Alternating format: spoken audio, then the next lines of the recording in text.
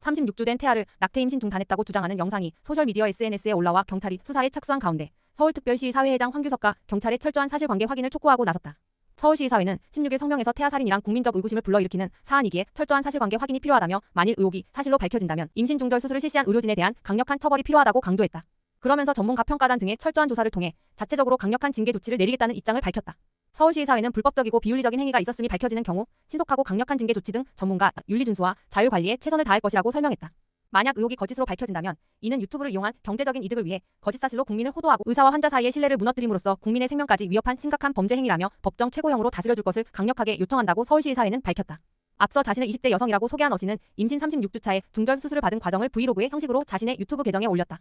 영상에서 어씨는 지난 3월 월경이 끊긴 뒤 병원에서 다낭성 난소증후군과 호르몬 불균형으로 인한 생리불순이라는 진단을 받았으나 임신 36주차가 돼서야 자신이 임신한 사실을 알았다고 주장했다. 어씨는 병원 3곳을 찾아갔지만 모두 거절했고 다른 병원도 찾아봤지만 전부 다 불가능하다고 했다면서 중절 수술을 해주는 병원을 찾은 어씨는 약 900만 원을 들여 중절 수술을 받았다고 밝혔다. 해당 영상이 온라인 커뮤니티 등을 통해 확산되자 네티즌들은 임신 24주 이후에 낙태를 불법으로 규정하는 모자목건법을 근거로 들며 태아 살인이라는 비판을 쏟아냈다. 보건복지부는 형법상 낙태죄가 사라진 점을 고려해 영상을 올린 어씨와 수술의사 B씨를 살인죄로 경찰에 수사 의뢰 진정했다. 이와 관련해 조지호 서울경찰청장은 15일 정례 기자간담회에서 36주면 태아가 자궁 밖으로 나와 독립생활이 가능한 정도라는 전문가 의견이 있다며 다른 일반적인 낙태 사건과는 다르게 무게 있게 수사할 계획이라고 말했다. 조 청장은 낙태 관련 전통적인 학설과 판례는 살인죄를 인정하지 않지만 구체적인 경위에 대한 조사가 필요하다면서 자궁 안 또는 자궁 밖 사망 등 여러 태양 형태에 대한 종합적 사실 확인을 거쳐 적용 법도와 제명을 보겠다고 덧붙였다.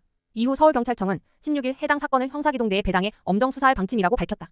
이번 논란 이후 일각에서는 5년째 입법 공백이 지속되고 있는 낙태죄가 다시 도마에 올랐다.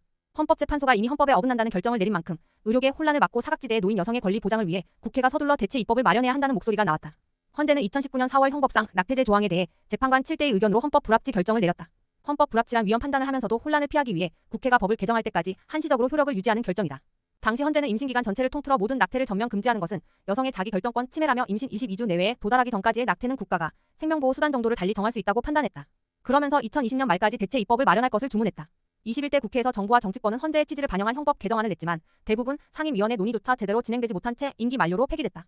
낙태죄 헌법 불합치 결정 이후 일선 법원은 낙태 시술을 한 의사들에게 무죄를 선고하고 있다. 광주지법 순천지원은 2021년 887회에 걸쳐 낙태를 시술한 산부인과 전문의에 대해 무죄를 선고하면서 헌법 불합치 결정된 법률 조항은 소급해 효력을 상실함으로 공소사실이 범죄가 되지 않는다고 밝혔다. 하지만 이번에 수사 대상에 오른 36주 태아 낙태 영상은 수사 결과에 따라 처벌이 가능할 것이라는 시각도 있다.